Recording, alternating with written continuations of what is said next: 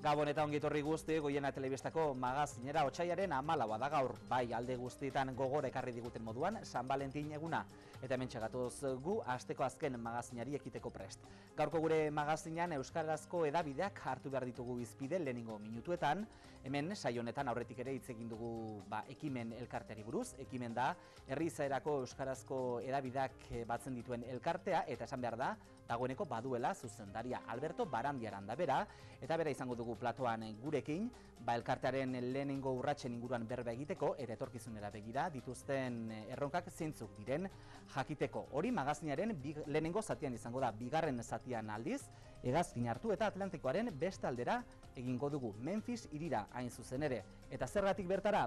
Bertan egon berri delako Bergarako Beltzeblus taldea. Hain zuzen ere, Memphisen egiten den blues jaialdi, nazioarteko blues jaialdi baten hartu dute parte, eta esan behar da fin ibili direla gainera, Izan ere, 120 talderen artean, final laurdenetara heltzea lortu dute. Beno, han bizi izan dituzten guztiak jakiteko gurekin izango ditugu platoan, Beltzeblus taldeko bikide, Oian Bega eta Gile Sant. Eta musikarekin emango diogu amaiera gaurko magazinari, eta era berean, asteari izan ere, Sutagar taldeak atera du bere azken kantuaren bideoklipa, Zain zure zain izeneko kantuaren bideoklipa, eta kantunek eta bideokliponek badu lotura zuzena Debagoienarekin ere, izan ere, Arteman enpresak, Debagoieneko Arteman enpresak egin du bideoklipa, eta bertan, Baibarreko aurpegi bat baino gehiago agertzen da. Zeintzuk diren jakiteko baina, magazinaren bukaera arte itxaron beharko duzue. Orain, goazen magazinarekin astera, goazen Alberto Barandiaren ingana.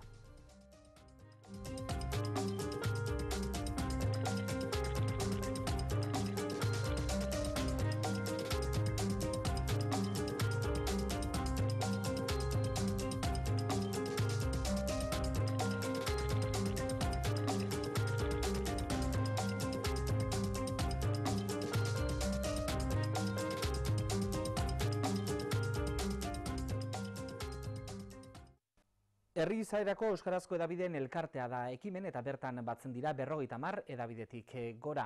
Izendatu berri dute gainera bertako zuzendaria Alberto Barandiaran da, bera Altsasuarra, 20 urtez Euskaldunon egunkarien eta berrian lan egindakoa eta beste hainbat hedabidetan ere kolaboratu izandako eta gaur gurekin dugu platoan Alberto Barandiaran, bere kargua hartze berri honi buruz berba egiteko eta baita ekimenen erronka eta proiektu buruz berba egiteko ere. Alberto Barandiaran, Gabon. Gabon. Esan dugu, oraintxe izendatu berri zaituztela zuzendari, zein izan da, lehen egitekoa zuzendari moduan? Bueno, lehen egitekoa dana martxan jartzen hastea. Hau elkarte berri bada, 2 urteko lanaen ondoren sortutako elkarte bada, gogoeta bat dago atzean, ideiak garbi samar daude, zertara sortu den elkartea, nora eraman nahi duen elkartea, baina dana egiteko dago. Taldekideen edo elkartekideen arteko harremana, komunikazio publikoa, lehen bilerak administrazioarekin, orduan, lehen lana izaten ari da gauzak ordenatu, jarri, lehen helburuak finkatu, martxan hasi, abiatzea. Zeure buruak kokatza baita, ez da? Hori da. Esan dugu, azaroan aurkeztu zela ekimen, eta orduan aurkeztu zenean esan zen, elkarteren helburuetako bazela, besteak beste, euskarazko herri izaerako hedabideek zuten egoera latzari aurre egitea, zer nolakoa da egoera hori? Bueno, egoera ez da ona, baina ez da beste eremutakoa, baina latzagoa. Egoera latza badago, krisia inguruan dagoelako, toki guztietan dagoelako, eta gero hedabideen krisia ere badago hedabideen krisi bat hainbat urte arrastatzen ari garena, eta da kontsumo aldaketen ereduagatik, ez da? Interneteako bideo hori, oso ondo, ez dakigu, inork ez daki oso ondo hedabide klasikoak nola aurkitu dituen tokia, nola sartu hor, nola jokatu, eta ematen dira urratsak, eta hemen ere ematen dira urratsak, eta herri ekimeneko euskalko hedabideetan ematen dira urratsak, tokiko informazioen ikuspegirik, eta orduan egoera ez da ona, baina azken finean hemen 50 gorako edabide daude, 600 langiletik gora, aurrekontu dena batuta badago hor sektore bat bizia eta batez ere bere burua antolatu duena. Orduan, latza bai, baina nik uste dut ekimen handiko sektore bada. Bere burua sortu dulako, asmatu dulako, eta nik uste dut hori aprobetxatu behar dugula egoerari aurre egiteko, eta nik uste dut hortako sortu dela ekimen, ez digulako balio beste tokitan egindako hausnarketak edo beste tokitako errezetak askotan. Nik uste hemen sortu behar dugula, ikusi behar dugula panorama, ikusi behar dugu nora joan nahi dugun, eta hemen sortu behar dira errezetak edo botika edo dena delakoa, hemendik ateatzeko eta indartuagoak ateatzeko. Horren egoera ez da ona, baina nik uste dut trajektoria ikusita, nik uste dut etorkizuna badagola. Zeuk aipatu duzu, 50 edabidetik gora biltzen zaretela ekimenen, eta 600 langile inguru, beraz, pisua baduen sektorea bada. Aintzat hartzen da gero pisu hori gizartean, erakundeen aurrean, eurek kontutan hartzen dute hori, edo etzei behar besteko garrantzia ematen? Gizartean uste dut aintzat hartzen dela, goiena ikustea besteik ez dago, edo berria, edo argia, edo herri komunikabideen sare hori guztia jendeak ezagutzen du, euskaldunok ezagutzen dute, konsumitzen dute. Gu nahi genukeen beste, behar bada ez, segurazki ez beti gustatuko lehitzak presentzia gehiago izatea, baina nik uste dut ez dela gutxi itxi behar dakan presentzia eta dakan eragina eta dakan jende artean dakan ezagutza. Administrazioen aldetik, administrazioak aleginak eta politika bat eraman du herri ekimeneko edabideen alde, eta guretzako ez da nahikoa, izan da garrantzitsua, eta hori denok onartzen dugu, horre ondela, baina guretzako ez da nahikoa. Ez da nahikoa eta hortako sortu da ekimen, ez da nahikoa, batzutan urtez urteko variazio asko daude, edo guretzako hemen eta ekimeneko behintzat abiatzeko helburu handietako da, hau konsideratu behar da estrategiko bezala. Euskaren beziberritzen ikuspegitik. Hau da, edabideen pisua oso garrantzitsua da, edozein komunitatetan, sortzen duelako komunitatea, laguntzen duelako komunitatea trinkotzen, elkarren berri izateko ezinbestekoa direlako, eta are gehiago egoera normalizatu gabeko hizkuntza edo gizarte baten kasuan. Beraz, iruditzen zaigu aintzat hartu dela, bai gizartean da, bai administrazioen aurrean, baina nik uste dut oraindik beste urrats batzuk eman behar direla, eta beste estatus bat edo beste estrategiotasuna guk ikusten duguna onartu behar zaiola. Alberto, orain artean esango zenuke euskarazko edabide, herri izaerako edabideek, bai nazionalek, bai tokiko, euren artean harreman gutxi izan dutela eta nolabait ere, ekimen hori konpontzera datorrela? Bai, ez dakit berez askoz harreman gehiago eduki izan zuten orain arte. Edabideek berez independenteak izan behar dira kolore askotakoak, izan behar dira desberdinak, izan behar dira osagarriak, ezin dira kolore berdinekoak izan, ezin dira berdintxoak izan. Beraz, bakoitza bere bide egin izana hori normala da, eta segurazki positiboa da. Zer gertatzen da, nik uste dut orain beste estrategia datorra. Garbi utzi behar da, elkartea sortuta ez du esan nahi edabide bakoitzak galduko duela bere... Osotasunan bat egiten duzu. Inola ere ez, ezin eskoa litzateke, eta horrek, edabideen behien edabideen behien kontra joko luke. Bakoitza mantendu behar du bere izaera, bakoitza mantendu behar du bere independentzia, bere kolorea, baina gauza batzutarako komeni da elkartzea. Komeni da proiektu estrategiko batzutarako, eta nik uste dut oain momentu estrategikoa dela. Denok ikusten dugu, Euskararen biziberritzen prozesuan etapa bukatu dela, oain asko aipatzen nahi da erabilera, asko aipatzen nahi da beste urrats batzuk eman beharra, eta iruditzen zaigu komunikabide paper garrantzitsua, arro garrantzitsua izango dutela hortan, da orduan txiki asko, behar bada batuta gauza batzutarako hobe egingo dela. Bez, orain da momentua. Orain arte ez da izan, bueno, gauza batzuk egon dira, eta herri ekimeneko hedabideen artean egin dira lanak elkarrekin, berriak egin ditu lan batzuk, pixkat beste tokiko, beste elkarte batzukin lanak egiteko, egin dira, alegina, batzuk onak izan dira, beste batzuk bidean gelditu dira, baina saiatu da, baina nik uste dut orain beste momentua dela eta hori hola interpretatu dela. Ekimenen aurkezpena duela zenbait hilabete izan zen, da bertan, hainbat erronka edo planteatu ziren, ekimenen sorrera txostenean, besteak beste.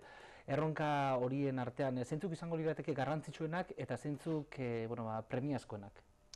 Lau erronka edo aurreikusi dira edo, bada elkartean beraien nolabait egituratzea, harremanak zehaztea, nola egin nahi dugun lan, norekin, jende berria edo hedabide berria sartu nahi behar nola sartu, neurri batean ezinbesteko lana. Bigarrena da, ez garrantzi gutxiago, baizik eta segurazki garrantzi handienekoa izango da, diru laguntzen politika, diru laguntza publikoen politika berraztertzea, indartzea, hitzarmen baterako aukera planteatzea, guretzako hori oso importantea. Hori da elkartea beraren oinarrietako bat hori izango da. Hau da, Jaurlaritzarekin eta diputazioekin diru laguntzen politika berdeisainatzea, aztertzea eta urrats berriak ematea. Beste arloetako bat da publizidadea, publizidade instituzionala eta komertziala. Publizidade instituzionala gaur egun 7% edo izaten da Eusko Jaurlaritzak gehiago edo administrazioek orokorrean euskaraz jartzen duten publizidadea, 7% besterik ez. Eta iruditzen zaigu hori ez dela logikoa eta ez dela bidezkoa herri elebidun batean. Behintzat elebitasuna zitziten baldin badugu kopuru horiek ez dira onargarriak. Publizidade komertzialean iruditzen zaigu eman daitezkela urrats batzuk, eskaintza komun batzuk emateko, ez eta teknikoki zaila den, oso hedabide oso diferentea direlako, tartean daudenak irratia, telebista, prensa, baina iruditzen zaigu interesante izan daitekela hor urrats batzuk ematea. Eta laugarrena izango litzake behatokia, euskararen hedabideen behatokia. Zertarako hedabideen behatokia, lehen aipatu dut, momentu enten krisi handi bat dago eta momentu giltzarri batean gaude hedabideen etorkizunari buruz pixkat pentsatzeko. Eztabaida hori mundu osoan ematen ari da, globala, eta iruditzen zaigu hemen ere eman behar dela eztabaida hori, noruntza joan behar duten hedabidek eta zergatik egin behar duten urrats hori eta kanpoko eraginak nola datozen. Baina iruditzen zaigu hemen egin behar dela eztabaida hori. Herri ekimeneko hedabideak berezia dira, hemen sortuta oso herriarekin oso lotuta daude, hemengo kulturarekin, hemengo izaerarekin, beraz, ez New Yorken, ez Parisen, ez Madriden egiten dien gogoetak iruditzen zaigu ez digutela balio. Pista batzuk ematen dizkigute, baina hemen egin behar da. Beraz, behatoki hori zertako, hortako, gogoeta egiteko, ikusteko zer egin daiteken, eta horrean iruditzen zaigu, gure helburua da hor administrazioa eta unibertsitatea ere sartzea. Hau da, ez izate bakarrik hedabideen behiek, ez eta unibertsitatea pixkat apoio edo laguntza, zientifiko komin artean, edo teknikoagoa, eta administrazioa laguntza instituzional bat ere bai. Hau da, hemen hiru hanka horien artean osatu behar da edo pentsatu behar da nolakoak izango diren hemendik 5-10 urteko hemengo komunikabideak. Orduan, gutxora lau arlo horiek dira momentuz aurten bintzate jorratzen dituguna. Hori da, behatokia momentu honetan, ze puntutan egongo litzateke esaterako? Behatokia, oraintxe Euskal Herriko Unibertsitatean badago beka bat konsumo joerak eta aztertzeko, Josu Amezaga eta dago tartean da, eta guk beraiekin itzin da gaude aprobetxatzeko lan hori eta ikusteko, haiek badute diagnosi bat egin da balizko behatoki bati buruz, eta hori gure urrengo urratsak izango da behaieken eseri, zehaztu ze harreman mota nahi dugun behaiekin, nola egin dezakegun lan elkarrekin eta administrazioei planteatu gaia. Orduan, oraindik ez dago behatoki bat, baina ideia batzuk badaude, eta hori jorratu nahi ditugu aurten da martxan jarri hori guztia. Aipatu duzun erronketako batzuk zuzenean administrazioarekin ere badute lotura, ez dakit publizitate instituzionalen kasuan esaterako, ez dakit kasu honetan bidarik egin duzuen, hartu emanik izan duzuen? Bai, Gipuzkoako Diputazioarekin bilerak izan dira, jarrera ona da, eta geratu geha behaiekin aztertzeko publizitate instituzionalen Gipuzkoako Diputazio Batzar Nagusietan badago erabaki bat hartuta, publizitate instituzional euskeraz 15%, gutxien 15% izan beharko lukeela. Orduan gure helburua da hori exigitzea, eskatzea eta gero beste enpresa edo administrazio menpeko enpresekin da urratsak egitea. Hori Gipuzkoako Diputazioekin. Jaurlaritzarekin oraindik ez dugu bilera daukagu hemendik aste betera edo Patxi Baztarrikakin, da gure helburua da hori guztia berriro ez, hori guztia mailan jartzea eta ikustea haien jarrera eta ikustea ze urratsak egin daitezkeen. Alberto, beste batzuen artean euskararen hiztun komunitateak behar duen eremu komunikatibo sendoa osatu eta garatzea da zuen helburuetako bat. Ez dakit horretarako urratsak manten hasi zareten, urratsak aurretik eman diren eta orain hori pixka bat osatu egingo den edo ze puntutan dagoen hori? Bai, esparru komunikatibo zitziten dugunean da erabideek herri honetan, gizarte honetan eta kultura honetan eduki behar duten pisua. Eta nik uste dut erabide bakoitzak eman duela urrats bakoitza bere aldea esparru komunikatibo hori osatzen. Goienak hemen baldin badaka presentzia bat goienan da, beak eman ditulako urrats batzuk esparru komunikatibo hori osatzen da, sendotzen da. Momentu honetan goiena badu bere tokia, badu bere garrantzia eta hori ukaezina da, eta hemengo eragile guztiek onartzen dute hori. Hori hemen bezala eman dira beste toki batzutan da, bakoitzak egin du ahalegina hoxe egiteko. Gu uste du behar dela gogoeta tokikoa da, eta egin da, eta egiten ari da, eta etengabe egiten da, eta batzu desagertzen dira, beste batzu sortzen, egoeran abera, baina bakoitzak saiatzen du pixkat bere zea egiten da. Ni uste dut hori behar dela, orokorra egin behar dela, hau da. Uste dut hemen gogoeta zabal bat eta sendo bat egin behar da, euskal edabideek ze garrantzi izan behar duten, edo ze toki izan behar duten herri honetan. Herri hau elebiduna baldin bada, zer eskatzen digun gizartea, zer ematen diogun, zer eman nahiko genieken, nola egin genezaken hori da esparru komunikatibo osatzea, hau da.